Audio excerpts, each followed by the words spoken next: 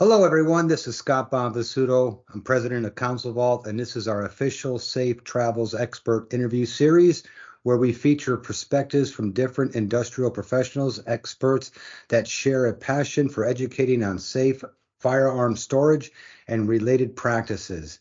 Today, I'm here with Robyn Sandoval from A Girl and a Gun. Robyn is the executive director of A Girl and a Gun.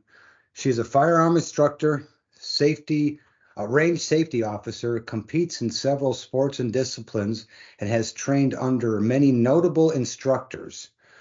Robyn is the managing editor of Women and a Gun magazine and is a frequent speaker at national conferences and podcasts on gun-related issues. She also serves on the board of directors for the DC Project and meets with members of Congress. Robyn shares her advocate journey from gun control to gun rights and famously says, "Moms who make demands to take your rights don't speak for moms like me." She was on the cover of Time magazine, and her story is on display at the Buffalo Bill Center of the West Museum in Cody, Wyoming. For her advocacy work, she has been honored with the Defender of Liberty Award from the Second Amendment Foundation. Welcome, Robyn. I'm really excited to pick your brain and learn about your organization. Hi, thank you for the invitation. Well, first question I got for you. Tell us about the origins of a gun and I'm sorry. Tell us about the origins of A Girl and a Gun and how the organization has grown throughout the years. So, A Girl and a Gun is a true grassroots organization. We started with just the idea of getting women to the range. It started with my friend Juliana Crowder, was a firearms instructor in Austin, and as a female instructor, she thought she would have more female clients come into her to get their concealed carry license and to learn about armed self-defense, and it wasn't the case. And she was also a IDPA competitor and was often the only woman out there shooting. There would be some women there supporting their husbands, but they would be on the sidelines. They wouldn't actually be shooting.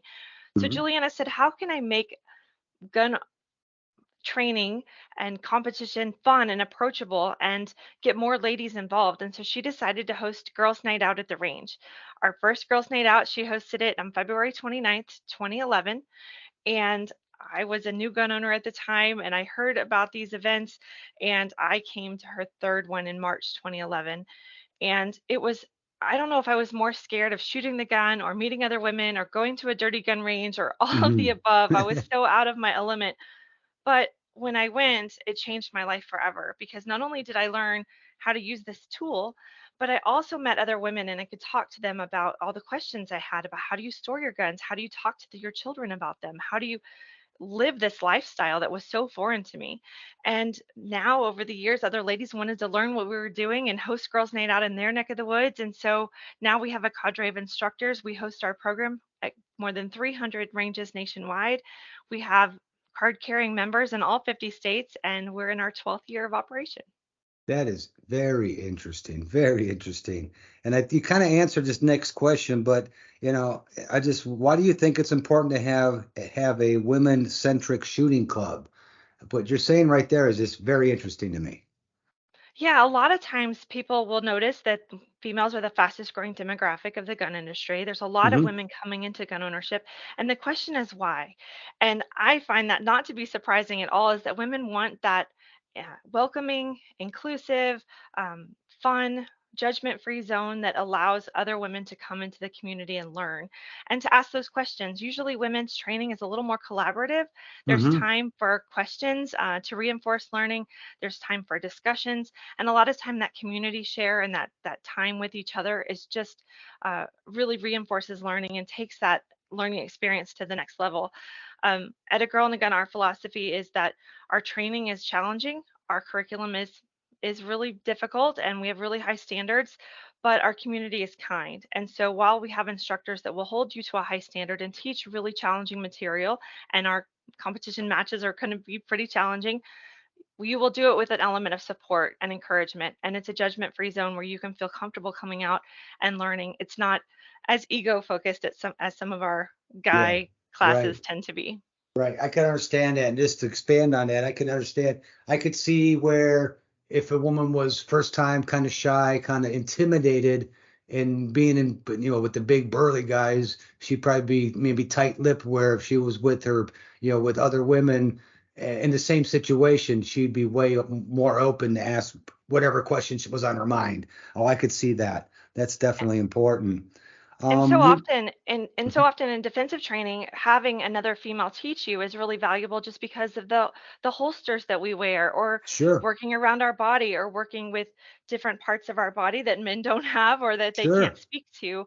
yeah, The fact that our bodies change a lot as we age, and with pregnancy, our bodies change a lot more than our men friends. And hmm, so it just allows you to learn from an instructor so that you can carry safely and efficiently, and at sure. all areas, all the milestones in your life.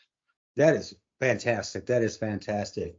I know you mentioned a little bit, but how many chapters do you have, and how would you go about, if someone was trying to find you, how would they go about finding someone in your area? We operate out of over 300 ranges across the country. So to find a chapter near you, you would just go to agirlandagun.org and click Hmm. find a chapter. And then you'll see if there's a range near you. And if there's not one, you can join our e-chapter, which we have a lot of different virtual events and discussions that people can participate in. We have lots of destination events that people can travel to and join us. And of course, if you know a female pistol instructor in your area who wants to start a chapter, please send her Hmm. our way. Absolutely, absolutely. Something that is near and dear to my heart. Do you discuss safe storage, firearm storage solutions in your training courses?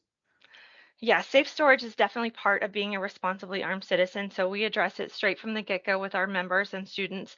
And in fact, in our shooting journal, we have right there near the front of the start of the journal, we have a whole discussion on safe storage and the laws that are requiring people to uh, how to manage your firearms.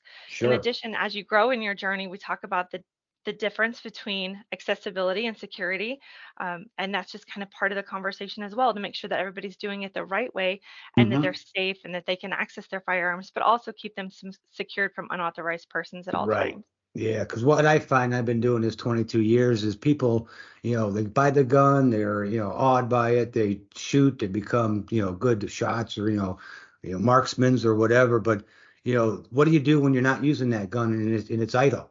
In my mind, is more, as important, if not more important than, being skilled with it. So yeah, very important subject there. Very important. Tell me about the different events that A Girl and a Gun hosts throughout the year. Well, we have local events happening at chapters across the country every day of the week. There's an event happening somewhere in the country. And then we have regional events and national events as well. So it just depends on what someone's interested in and what kind of training they want to learn. But I dedicate my life to teaching women the safe and proficient use and storage of firearms, because when one news story talks about a negligent mom or an Hmm. uninformed woman and something tragic happens to someone she loves, that puts a bad experience across the board for all of us. Yeah, And so it just shows us how understood. much more work we have to do Hmm. to have this discussion. So yeah, we have local discussions happening all the time. Regionally, I'm fixing to leave and take a group of women to the Virginia International Raceway in a couple weeks, and we're going to be working on Oh, transitions all exciting. around a vehicle. Hmm. So shooting in and around the vehicle, and then getting on the track and doing some high-speed evasive driving. So anytime we can teach women how to be safe in those transitional spaces like parking lots, parking garages, um, Sure. not just the use of the firearm, but also the use of the vehicle itself, and of course pepper spray and verbal de-escalation and all the Yeah. tools that you need to have in your toolbox. Man, fantastic, fantastic. What other benefits does your organization offer to members other than what you've been talking about? Oh, we have so many benefits. I'm so proud of this program and of our organization. I could talk about it all day long, but members do get they get an email from me every Tuesday with a training tip on a way that they can improve their marksmanship. Usually that training tip email will also include some kind of safety reminder or safety tip for them to do with situational awareness or decision making and shoot no shoot scenarios, that kind of thing. We also have a lot of different events coming up. So in addition to our Drift Academy that I just talked about, we also have a shotgun shoot coming out up shotgun shoot is coming up, and so any ladies who are shotgunners can come out for that tournament. And then we also have our Fall Fest, which is the only all ladies three gun match in the country. And so that's really fun for our lady three gunners. If you want to shoot pistol, rifle, shotgun, running through the woods, it's a lot of fun. And we do that in October. So we have a lot of different events throughout the year, but we also have one coming up in the fall that is really special too that it's our Back the Women in Blue event. So Hmm.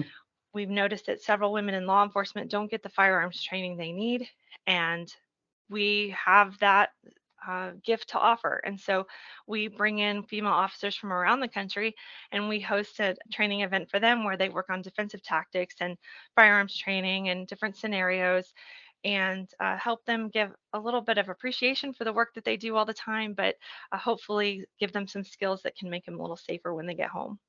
Man, that's fabulous. That is great. I understand that you also have a giving back program. Can you talk about the causes that a girl and a gun supports?